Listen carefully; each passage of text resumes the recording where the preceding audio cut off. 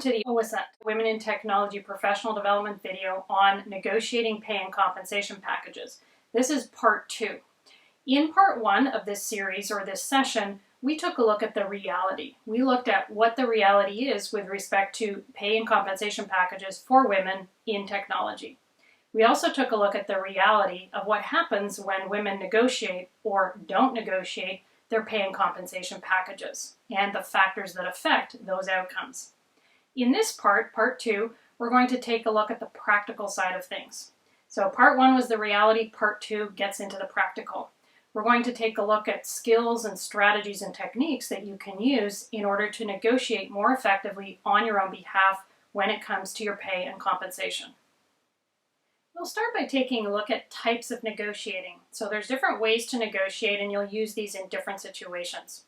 Then we'll run you through a whole list of quick negotiating tips. So just things to keep in mind whenever you're negotiating. Then we'll take a look at negotiating specific to an initial hire. So it might be your first job out of college or university, or your first job after being out of the workforce for a while. So we'll take a look at how to negotiate in that first hire.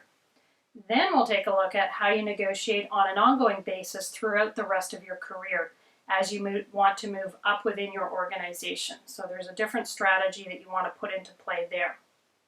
Then we have some different negotiating scenarios for you to try. So you'll get together with a colleague or a friend and you'll try negotiating these different scenarios to put all of these tips, strategies, and techniques into practice.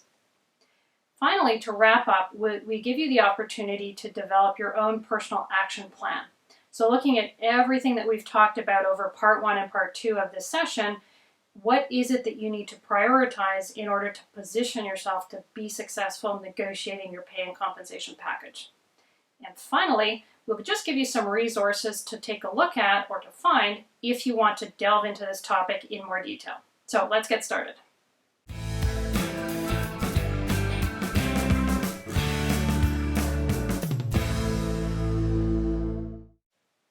We've been talking a lot about negotiating because that's the topic of these videos. However, we haven't actually taken the time to define negotiating. Negotiating is the process of 2 or more parties discussing an issue or a problem in order to come to a mutually beneficial agreement or outcome. So that's negotiating. We've got parties and they may have conflicting positions or opposite positions, but somehow those parties have to come to an agreement that is mutually acceptable to all of the parties.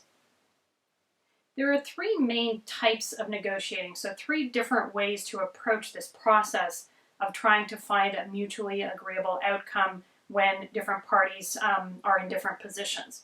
So these 3 are soft negotiating, hard negotiating, and principled negotiating. We're going to take a look at each of these 3, but we're going to focus most of our discussion on the latter one because that's the most effective negotiating approach. But let's start by taking a look at soft negotiating.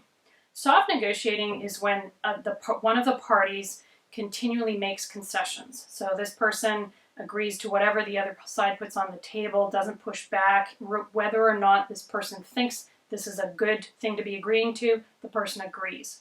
So this is kind of the pushover position. And unfortunately, soft negotiating is what a lot of women tend to do. That's the approach a lot of women take because they don't want to break the relationship or harm the relationship. They don't like conflict, or they're not confident, or they're not skilled. So soft negotiating, unfortunately, is the reality for a lot of women, but it's not the one that's going to get you what you want or what you need. And one of the end results, unfortunately, of soft negotiating is the person making all of the concessions. So the person doing the soft negotiating ends up not feeling satisfied with the outcome. Even though she says, yeah, this is fine, and signs off on the dotted line, she still leaves these negotiations feeling like she was gypped or ripped off, or just not satisfied and the needs aren't met. So soft negotiating for that reason is not a position or not a type of negotiating that you want to use. Hard negotiating, as the name implies, is the complete opposite of soft negotiating. So with soft negotiating, the party or the person is just saying, yeah, whatever you want is fine, and that person never says what they need. Hard negotiating, the person or the party says, here's what I want, and I'm not bending. This is the only thing that's acceptable. So they draw a very clear line in the sand. This is all I'm taking, take it or leave it.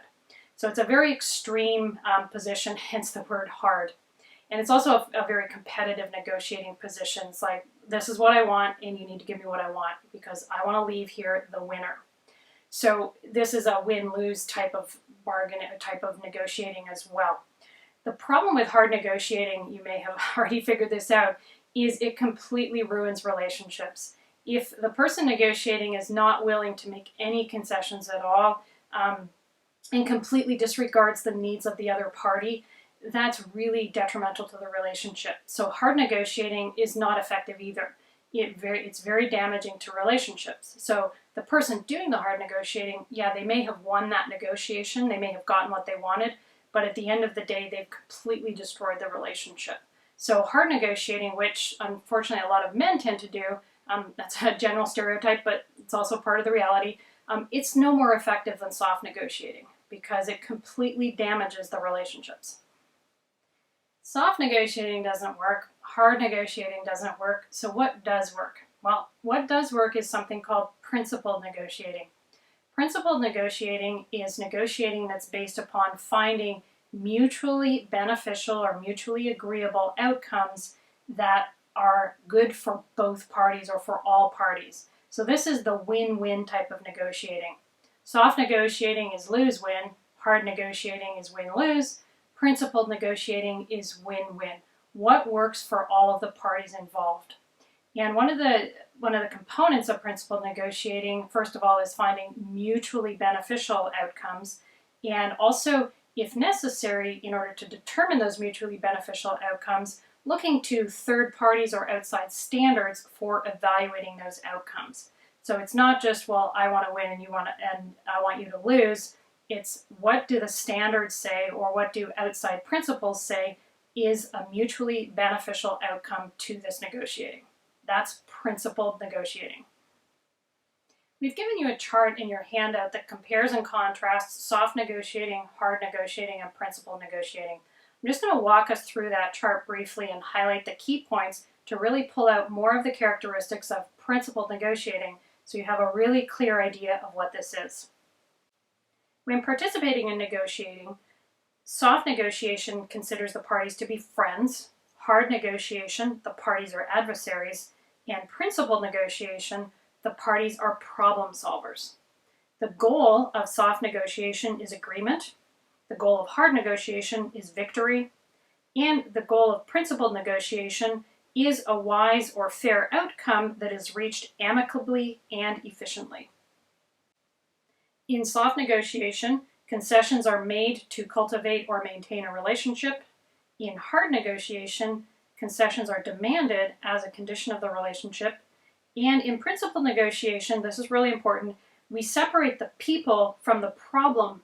So we're not looking at having a person make concessions, we're looking at solving a problem. The overall governing mantra of soft negotiation is to be soft on people and the problem. So just to go easy on everyone and everything.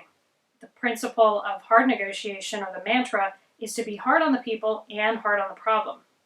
For principled negotiation, the mantra is be soft on the people and be hard on the problem. So you're separating people from problem again. In soft negotiation, the position is changed very easily, so these concessions come into play again. In hard negotiation, the parties draw lines. They dig into their position and they hold on to it no matter what.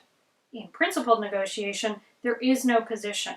The focus is on the interest and finding mutual agreeable interests, not positions. In soft negotiation, we trust each other, we trust the parties. In hard negotiation, there is no trust.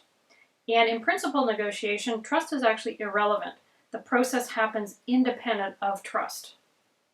In soft negotiation, we make offers. In hard negotiation, we make threats. And in principled negotiations, we make or create an environment in which to explore mutually agreeable interests. In soft negotiation, the bottom line is to show all your cards. Here's what I've got. In hard negotiation, the bottom line is to mislead the other party. And in principled negotiation, the bottom line is to avoid the bottom line. Don't have one. Who gains in soft negotiation? Well, really the person doing the soft negotiating doesn't gain. That person just accepts a one-sided loss in order to have an agreement, in order to maintain the relationship. In hard negotiation, the gain is on one side. The person doing the hard negotiating gains the most. And in principled negotiation, all parties gain because the objective is to find options for mutual gain. In soft negotiation, there is a search for a single answer that the other party will accept. So not the soft negotiator, but the other party.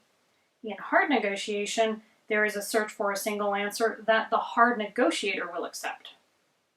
And in principled negotiation, there's a search for multiple options that we can choose from in order to find the best one for all parties. In soft negotiation, there is an insistence upon an agreement. Whatever it takes, we need an agreement. In hard negotiation, there is an insistence upon the position. This is my position and this is all I'll take. In principled negotiation, there is an insistence upon using objective criteria to find that agreement. In soft negotiation, the negotiator avoids a contest of wills. So they try to avoid conflict. In hard negotiation, it's a competition. They try to win that contest of wills. And then in principled negotiation, we try to reach results independent of everyone's wills. So the negotiating is independent of that contest of wills. And in soft negotiation, the negotiator yields to pressure. Okay, so some pressure is put on and the person yields. In hard negotiation, the person or the party applies the pressure. And in principled negotiation, the parties, both parties or all parties, yield to principle, not pressure. The chart we've just gone through comes from a wonderful negotiating book called Getting to Yes by Fisher and Urey.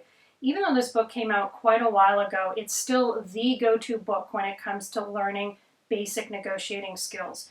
And this distinction between soft negotiating, hard negotiating, and principled negotiating is really, really important. And if you want to learn more about this, check out the book Getting to Yes.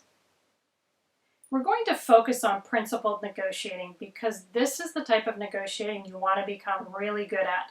This is the type of negotiating that gets you the pay and compensation package that you're looking for. So there are three key components to principled negotiating. The first one is distinguishing between interest-based negotiating and positional negotiating, and the one you want to do is the interest-based. The second piece, or the second core characteristic of principled negotiating, is focusing on the problem, not the person. And then the third core piece is finding areas of mutual gain. So what are positions or outcomes that are mutually beneficial to all parties? So we're just going to take a little bit more of a look at these three core pieces to principled negotiating. Let's start by contrasting positional negotiating and interest-based negotiating. Positional negotiating is very similar to hard negotiating. In fact, it's a component of hard negotiating.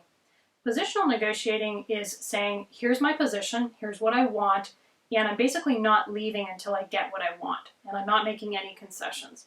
So positional negotiating can be very ineffective, you can guess, because there's no give and take. Negotiating is a bit of an oxymoron there because the person with positional negotiating is saying, look, I'm not moving, this is what I want, and you need to give me what I want. So positional negotiating is very similar or very closely tied to hard negotiating. So we don't want to do that when we're doing principled negotiating.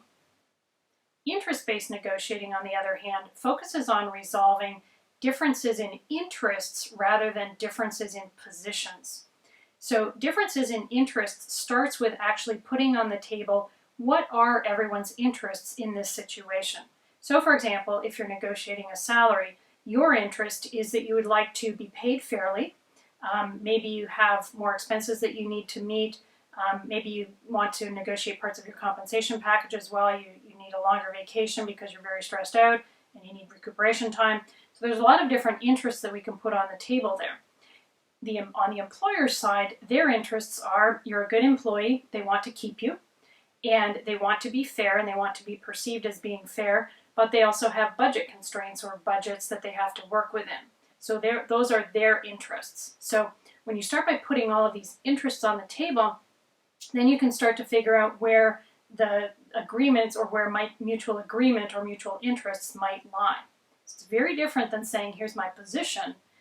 You're saying, here are my interests. Here's what I want, and here's why I want what I want. The second core piece to principled negotiating is focusing on the problem, not the person. Very often when we go into a negotiating situation, we focus on the fact, okay, on the other side of the table, that's my manager, or that's my colleague, or someone like that. We put a very personal tag on the person we're negotiating with, and we focus all of our efforts on that person. Well, we don't want to, because at the end of the day, your boss may or may not have the power to give you the salary or compensation you want. So you don't want to focus on that. You want to focus on the fact that you would like to be paid fairly and equitably. So it's not your boss standing in the way. It's a problem that you need to solve, that you don't feel you're being paid equitably and fairly. So focus on the problem, not the person. There's another reason to do this, and this keeps things impersonal. And by impersonal, I don't mean that you don't care, but it means that nobody feels attacked. And so focusing on the problem and not the person allows the relationship to be maintained. And many women are relationship oriented, and so focusing on the problem, not the person, allows us to maintain that relationship, which is really important to us, and also get what we want or get what we need. So focus on the problem and not the person. The third piece to principled negotiation is finding areas of mutual gain. So if we start with interest-based negotiating and we put everybody's interests on the table, then we can start sorting them, and we can start saying, well, look, here's where our interests overlap, and here's another place that our interests overlap, and here's another place that our interests overlap. And then we can start to say, okay, let's go with those areas where we have mutual gains. And it also allows us to be creative, because when we're negotiating, often we just go for the obvious. Give me a pay raise. That's what I want. But maybe that's not possible given the financial position of the company, but maybe there's other things that your company can give you that are equally valuable to you. So maybe they can give you an extra sick day or family emergency day, or maybe they can give you extra vacation, or maybe they can give you a parking spot. So there are other options to look at, and when we try to find areas of mutual gain, we find these options. The other thing to keep in mind when looking for areas of mutual gain is that you don't want to start judging. So you kind of want to treat this as a brainstorming session. So let's put all of the possibilities on the table. Let's put all of the interests out there and brainstorm, and don't judge. And then once you've got everything out there, then you can start saying, okay, that works and that doesn't work. But initially, when looking for areas of mutual gain, it's really like a brainstorming session. What are the possibilities? And then let's start selecting from the possibilities. When you're negotiating for your salary and compensation package, you do not want to do soft negotiating. You don't want to just say, oh, I'll take that salary, whatever they offer. You don't want to do hard negotiating, because that's going to ruin the relationship. You want to do principled negotiating or principle-based negotiating, either name works. That's the approach you want to take, and that's the approach that's going to get you the salary and compensation package that you are satisfied with and that you feel is fair. So if you want to take a deeper look at principled negotiating, take a look at the book, Getting to Yes.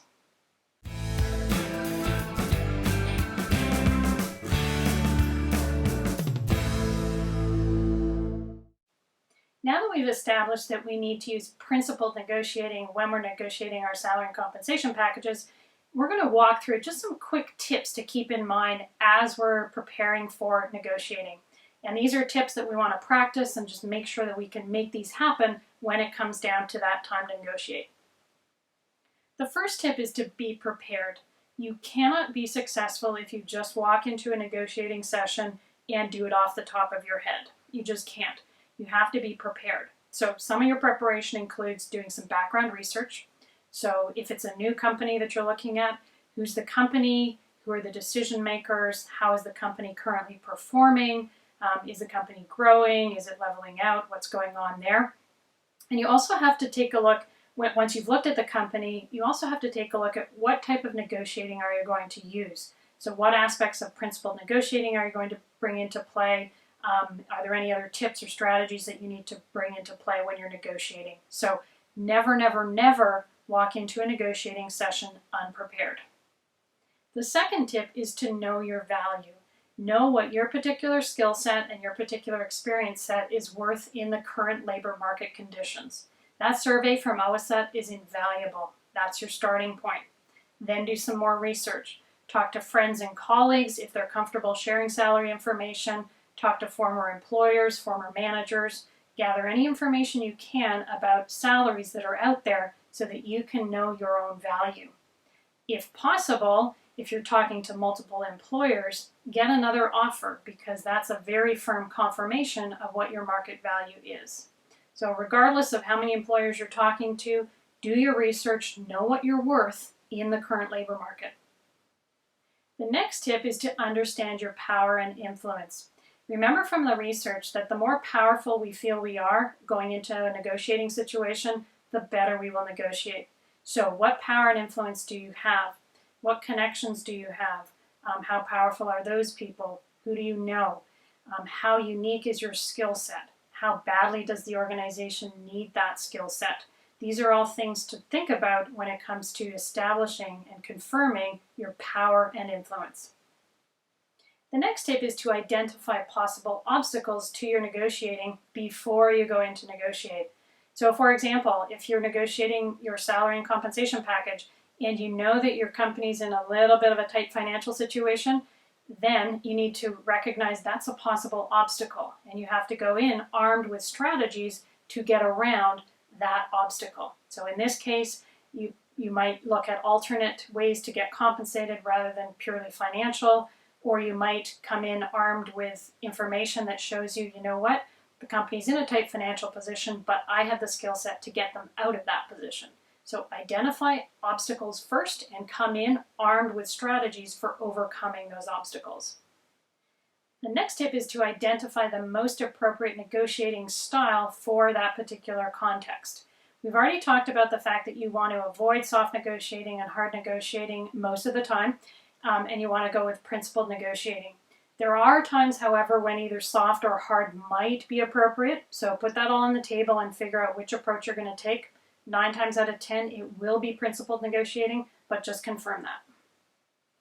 The next tip is to practice negotiating before the real negotiating session.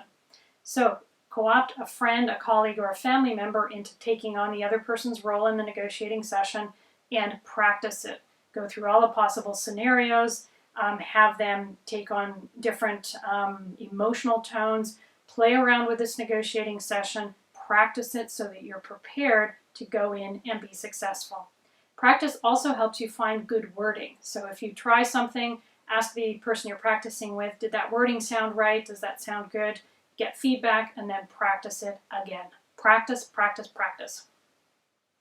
The next tip is to take your time. There's no speed records that you have to try and break in or meet in order to complete your negotiating process.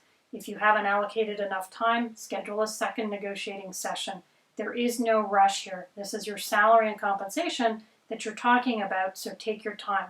Don't allow anyone to push you into any fast decisions. Just don't allow yourself to be rushed. And if you need a break, take a break. Ask for a break and then come back to it later. When you're negotiating, you also want to be observant. So don't be all wrapped up in yourself and thinking only about you. Use your eyes and ears. Take note of what's going on around you. So things that you want to notice, look for the facial expressions of the person you're negotiating with, any gestures that they're making, any hints about how they're feeling. Look for those cues so that you can get a sense of how the negotiating is going. So be observant, keep your eyes and ears open the whole time. Be flexible and adaptable. You can't predict beforehand exactly how things are going to unfold in the negotiating session. So if things go in a different direction or if something happens that you hadn't anticipated, just work with it. Don't stick to a plan that obviously is not going to work. If you need to make changes, then you make changes. And finally, don't get emotional. Your salary is very personal to you, so it's very easy to take this whole negotiating process personally. And it's very easy when you're taking things personally to get emotional. But remember, this is not about the person, it's not about you versus them, it's about the issue or the problem, your salary and compensation. So don't get emotional.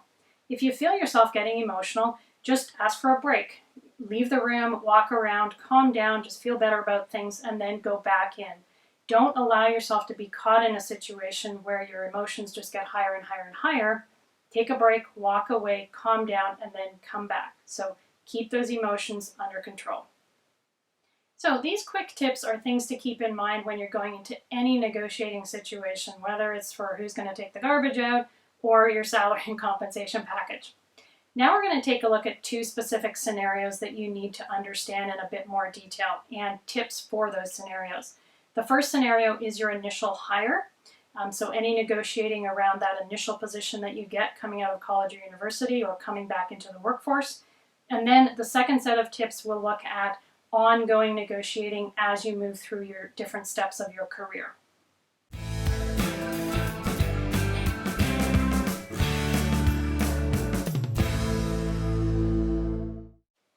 You've just finished college or university and are about to start interviewing for jobs in the field that you've been training to enter into. What are some things you should keep in mind as you go into these interviews and as you enter into negotiations for your first pay and compensation package in your initial hire? Or you've been out of the workforce for quite a few years, raising a family, for example, and you're about to enter back into the workforce. So you're kind of in an initial hire position again. You need to think about the same things. So here are all the tips to keep in mind when you're going for an initial hire set of negotiations around your salary and compensation package. The first tip is similar to one we've already talked about. Make sure you take the time to research the organization you're interviewing with.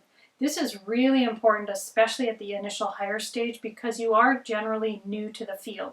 So you need to find out as much information as possible about the organizations that you're talking to. So research, research, research.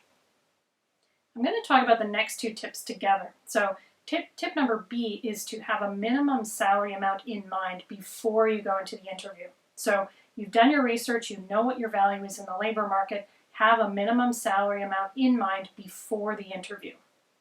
Then the next tip is, when you're asked about salary in the interview, don't give your minimum salary amount. What you want to do is give a range.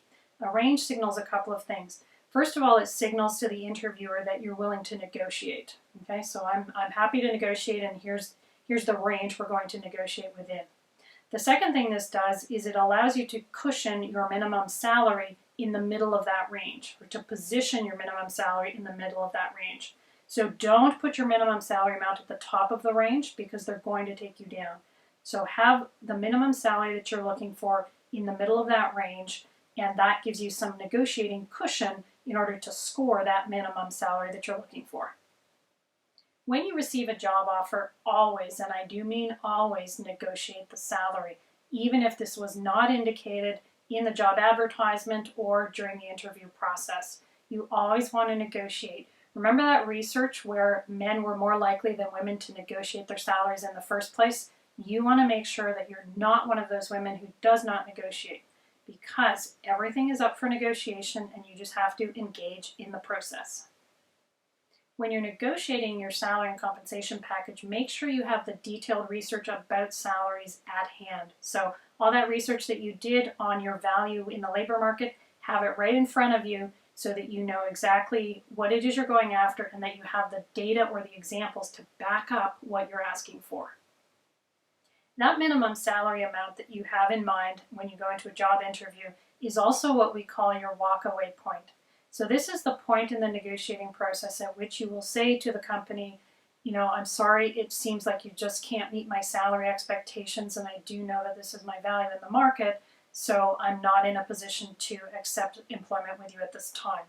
So that's how you would put it. You're very polite. You're not closing the door on the relationship, but do have a very clear walk-away point in mind when you're negotiating. And if the company is not able to meet that salary, then you can make the decision very clearly in your own mind that, hey, I'm going to walk away from this.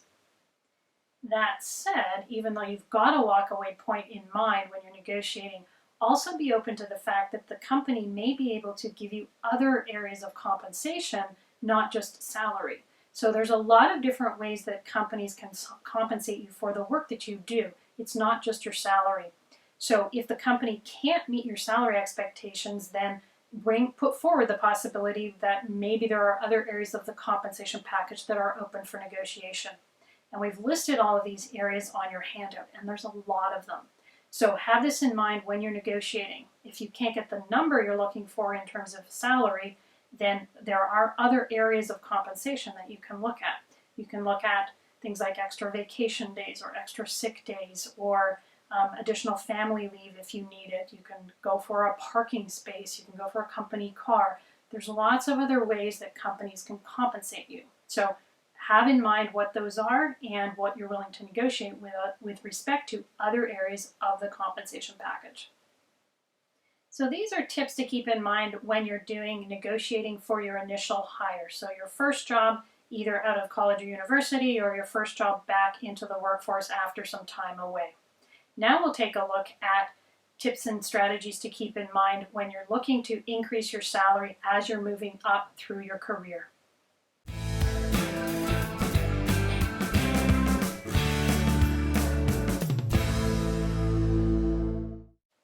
So you've been employed for a while, 2 years, 3 years, 4 years, or 5 years, and you would like to have your salary increased. So what are some things to keep in mind as you're talking to your managers and supervisors about increasing your salary and compensation package? The first tip is to always know your value in the job market. Know what you're worth. And the way you do this is to always read salary surveys, such as the salary survey from OSET. Read the salary surveys, keep on top of what your value is in the market. Know what you're worth at all times. Tip number B is to test the waters. By testing the waters, we mean go out and see if you can get job interviews and job offers from other companies in the same sector. And then you can sort of establish your worth, and then you can take that back to your current employer and say, look, I've got this offer over here. Here's what they're paying me. I really don't want to leave, but this is a really good salary that I can't ignore. And then you can use that to negotiate a salary increase with your current employer. A warning though, this only works if you work in a large sector. So then you can go and talk to other employers without your current employer knowing. If you're in a very small niche sector and there are not a lot of employers, then you might not use this strategy, because then the word will get back to your employer. And that's a good thing if you get a job offer from the other organization, but if you don't, it might put you in a bit of an awkward position. So just be a little bit careful about the size of the sector you're operating in terms of whether you use this strategy or not. Tip number C is really important. You want to make sure that you're very familiar and cognizant of your company's corporate culture in terms of asking for pay increases and changes in compensation packages. So you have to know, first of all, is it protocol to ask for a raise? Is there a certain time of year when salary negotiations and compensation negotiations happen? Are salary increases and promotions tied to performance reviews, and so on? So make sure you know what the corporate culture or company culture is where you're working, and follow that company culture when it comes to raises. This is not to say don't ask for a raise, but if there's a protocol in place for asking for raises or negotiating salary, then follow that protocol. Here's the next tip. Throughout the year, track all of your accomplishments and contributions to your company. Use this tracking document when you're negotiating your salary request or your request for a raise. With this document, you can prove to your company and say very confidently, look, here's what I've done for you as an organization. Here's what I've contributed to the bottom line. Where possible, attach dollar amounts to your accomplishments and to your contributions, because that's even more powerful. So know what you've contributed to your organization, and then you can confidently go in and say, look, here's what I've done, and this is why I'm asking for a salary increase. When you want to negotiate a salary increase with your employer, schedule a formal meeting. Don't try and do this type of negotiating on the fly. So for example, don't storm into your manager's office and say, I want a raise. And don't just notice, oh, my manager's got a couple of minutes now, I'll see if I can sneak in and talk about this. This is something that should be planned and scheduled and formal. So don't do this on the fly. Here's the next tip. At the meeting to negotiate your salary increase, present yourself well. Dress professionally and act professionally. If you're asking the company to pay you more money, you better look like you're worth more money. This next tip probably sounds familiar. Don't get emotional when you're negotiating. Do your negotiating based on facts. You've got that list of accomplishments and list of contributions. You've got your salary information. That is the basis of your negotiating. Don't use emotion to try and manipulate the negotiating, and don't base your negotiating on emotion. I've mentioned this one already, but I'll say it again. All of that salary information that you have, use it. That's the basis for you asking for the amount or the raise that you're asking for. So have that at hand when you're negotiating. When you're asked to specify an amount that you're looking for, so either a percentage or a dollar amount that you're looking to have your salary increase by, go in a little bit higher than what it is you really want, because this is negotiating, so your employer is always going to try to bring you down a little bit. So allow a bit of cushion in terms of the amount or the percentage that you're asking for. Ask for your salary increase and then wait. Don't expect that you'll get an immediate yes, and don't try to read anything at all into your employer's immediate reaction. Just put the ask out there and wait, and let your employer process it and think it through and decide whether it's feasible or not, or if there's other things that need to be negotiated. So use silence and just wait. And finally, have both a yes and a no plan in place before you go into that meeting about your salary increase. So your yes plan should be agreement on the amount, and then agreement in terms of when that salary increase is going to kick in or start, and what's the process for making it happen. Your no plan is, okay, how do we put in place a strategy or a plan so that in the future I can get the salary increase that I'm looking for. So have a plan to discuss with your employer. What are the gaps that need to be filled? What needs to change so that in the future I can get this salary increase? And put a time limit on it. Say, I'd like to reopen this conversation in 6 months. What do I need to do in the next 6 months so that this conversation has a different outcome? So have a yes plan and have a no plan, and then just put them into place depending on how the negotiations go. These are the tips to keep in mind when you're negotiating your salary throughout your career on an ongoing basis. I'll end with one final piece of advice.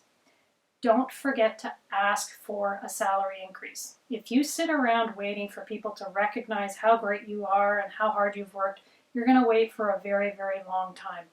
Remember back to the research. The men in our scenarios who get higher salaries than the women, they get them because they ask. The women don't get higher salaries because they don't ask. It never hurts to ask. The worst thing that can happen is you get a no, and you can live with that because you'll put a no plan into place. So don't sit around waiting for people to give you a raise or a salary increase. And don't sit around waiting for them to recognize your contribution. Ask for that salary increase and support why you deserve it.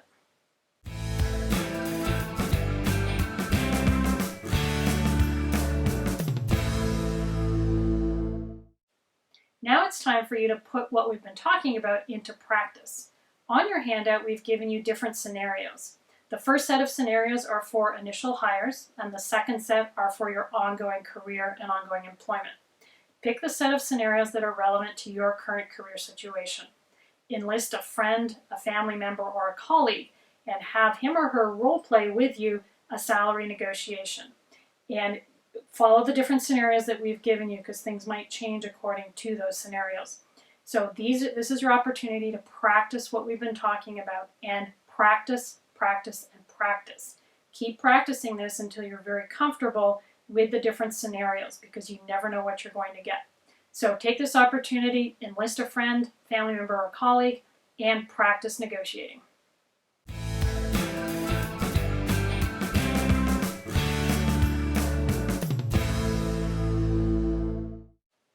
There's still more work for you to do. What we'd like you to do is look back through the handout and just revisit all of the information that we've given you in these 2 videos and on the handout. Then, looking at the information there, evaluate where you are at in terms of your skill level with negotiating and your confidence level with negotiating when it comes to salary and compensation. Put together a development plan for yourself, so a personal plan of action. Pick 3 priorities, so 3 areas with respect to your own negotiating skills and your own negotiating confidence that you're going to commit to working on over the next 6 months. And put together specific actions that you can take in order to improve in those specific areas. So an example action might be you're going to take a negotiating skills training course, or you're going to take a networking skills training course, or you're going to reach out and find yourself a sponsor or find yourself a mentor. So look at all of the ideas and all of the tips that we've given you, pick your top 3 priorities and put them down into your own personal action plan.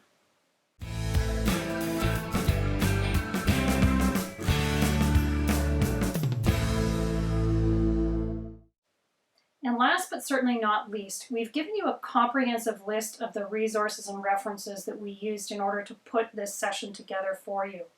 Take a look at these resources and start putting them into your personal library. These are all great reference materials. They're worth taking the time to read. I'm just going to point out 4 that are of particular value to you, so if you have to prioritize, these are the 4 to start with.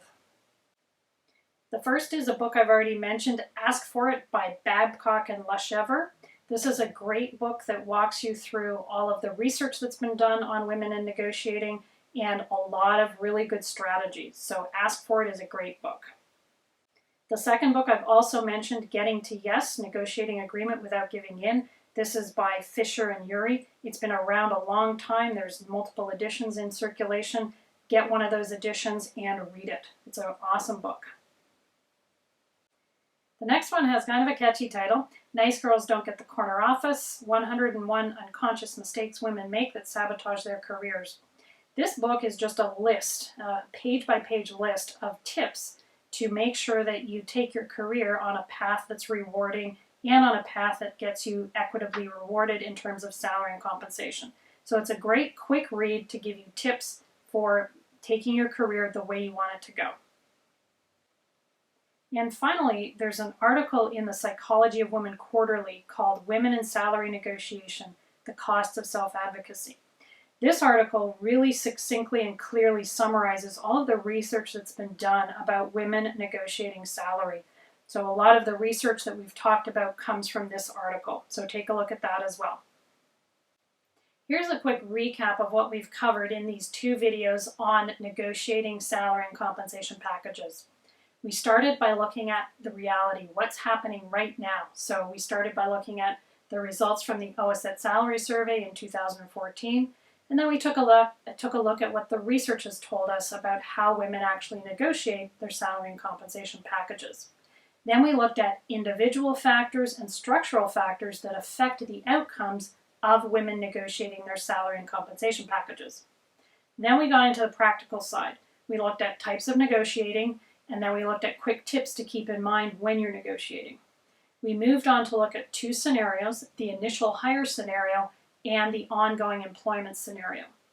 We provided you with some scenarios to try practicing your negotiating skills, so hopefully you've done that or you will do that. And then we gave you the opportunity to put together a development plan of action, so a personal plan of action to target improving your negotiating skills. And finally, we walked you through resources that are available if you want to do more research and more reading. Thanks very much for staying tuned throughout these 2 videos. We wish you all the best when you're negotiating your salary and compensation packages. Remember, ask for it.